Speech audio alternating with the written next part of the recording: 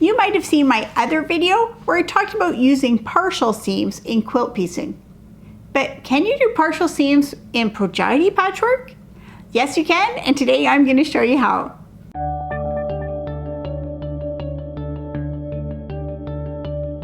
Welcome to Epida Studio. My name is Elizabeth, and I help you make beautiful things with quilting, pojagi, and embroidery. So partial seams is a technique where you stitch part of the seam and then stop, and then you come back and stitch a side seam.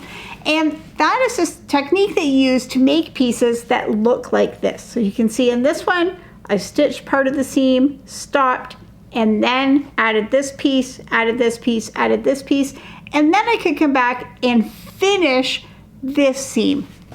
And so you can get fun effects and pieces that look like this. And so today I'm going to show you how to do this with a pojagi seam. So it is quite similar, but there are a few little techniques that are different.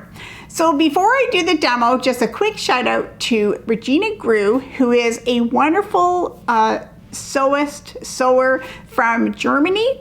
And I first had contact with her when she saw some of my pojagi patchwork tutorials, and she made something and she sent me a picture of some amazing things that she had made. And I'm always so excited when people send me pictures of things that they make. And so we've never met in person, but we've emailed a few times.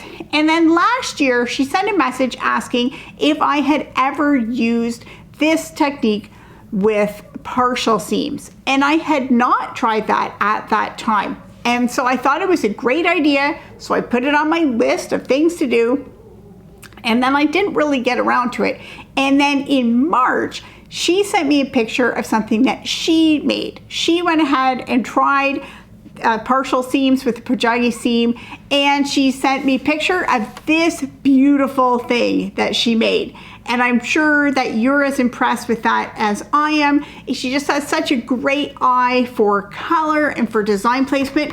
And so that inspired me to try partial seams in my work. And they are a little bit more complex than regular piecing, but it's certainly doable. So today I'm going to show you how to make partial seams, and we're going to make a piece that looks just like this. So as I said, you're going to start with the center and just sew a part of that seam. So I have some other pieces here that I'm going to lay out, and I don't have exact measurements for these pieces for you. So if you want to make a similar item, you can just go ahead with that. Start with your middle piece. It can be a square, it can be a rectangle, whatever you want. And then we're going to add pieces around the side. But because pojagi patchwork seams aren't exact, it's really difficult for me to say how long your pieces should be.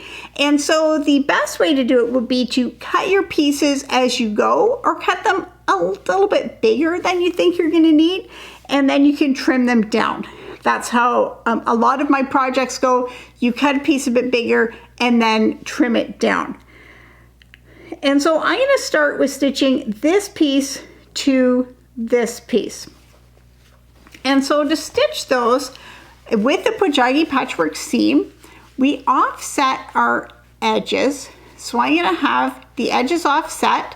And if you want to see a detailed tutorial for how to do the seam just a regular way, then you can look for the link below. I have a full detailed tutorial that explains all the steps.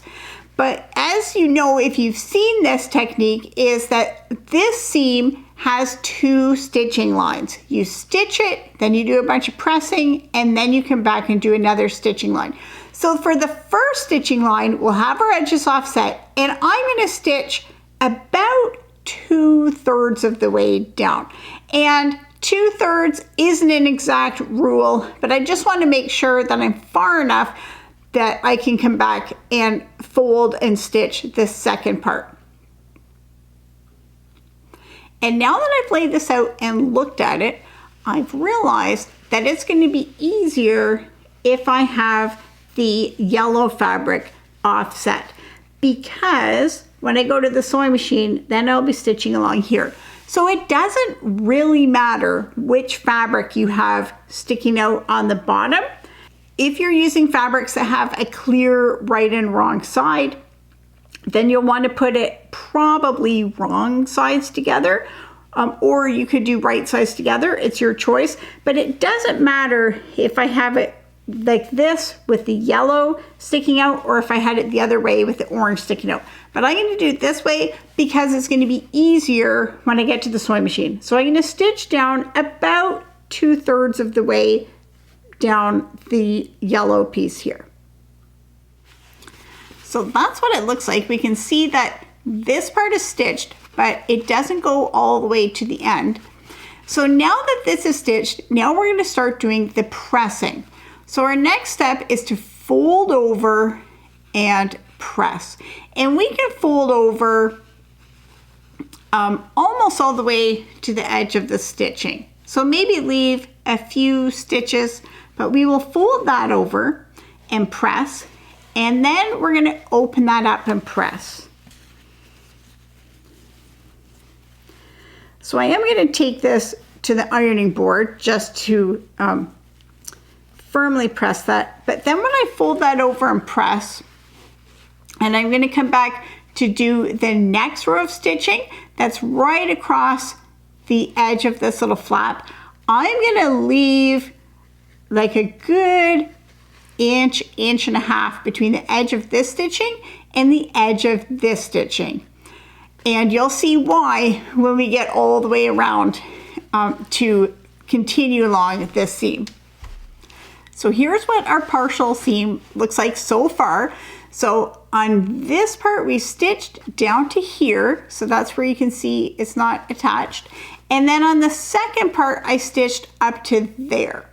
And so I've just left enough space to be able to come back in and finish the seams. So because you do need to leave space, this wouldn't work with really, really tiny seams. And the amount of space that you need to leave depends on your sewing machine foot, on how comfortable you are, but I'm guessing you couldn't leave less than an inch. And the more that you can leave in between them, the easier it's going to be. So now we have these two pieces like this. Now you can see I can easily join this blue piece onto this section. And my blue piece is a tiny bit longer. That's fine. I'm going to join this with the seam and then trim the top and the bottom edges to make it straight. So this seam was able to be finished easily in just a regular way. So now that that is done, we can see with our layout, I'm going to add on the pink piece here and then the green piece here. And I'm just going to ignore the edge of this little orange piece for now. I'll join that on and then join the green. And then you'll see we'll be ready to finish the block. Now that I've stitched all the way around the piece, I can come back and finish this seam. And before I do that, you do want to make sure that this is trimmed so that it is a straight line. And now I'm going to just align my orange fabric so that it's offset in just the same way as the beginning of the seam. And now I'm going to want to stitch the first part of the seam. So I'm going to stitch right along there. And then if possible, you want to start your stitching back here. So that's why you need at least your inch of space so that you can start stitching. You put your foot in here and start stitching up because there's nothing to line up at this edge. You can't really line that up and stitch down. You could run into problems. So start stitching here and stitch up, leaving the same amount offset in your seam. So once this is stitched, now we're going to do the fold over and press. So let's fold that and press, and then we'll be able to do the open and press. And then we can come back and just finish with the second part of the seam, just to hold that little flap down. So there it is, the seam is finished. Now, because in pojagi seams, your stitches are visible, that means that where you've stopped and started stitching is visible. So in this case, you'll want to think of a couple things. First, be careful with your thread ends, because sometimes they get caught up in your stitches and then it just looks a little bit messy. So you want to try to avoid that. So if we zoom in on this section, you can see where my two seams overlapped, and I think that's because the end of my thread kind of curled up in those stitches, where often that's not a problem, but in this case it is visible, so you want to consider that. So I do overlap my seams about 3 or 4 stitches just to hold it securely. And so in this situation, you might want to think about if you have a matching thread color or how that's going to look. But again, that's personal choice. Even if you use a totally contrasting color, like if I use black thread, it would still look fine in the finished project. When you hold it back a little bit, you don't really notice. And if you were going to use this in a window hanging piece, you would never notice what color thread you used. So have fun using partial seams in your pojagi projects. Now, as of right now, April 2025, none of the patterns that I have use a partial seam. And to be honest, I don't have plans for using a partial seam in any of my things that are coming out soon.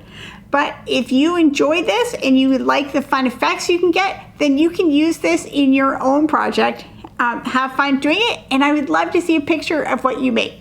So for more information about pojagi and more tutorials, patterns, and inspiration, you can find it at my website, epidastudio.com.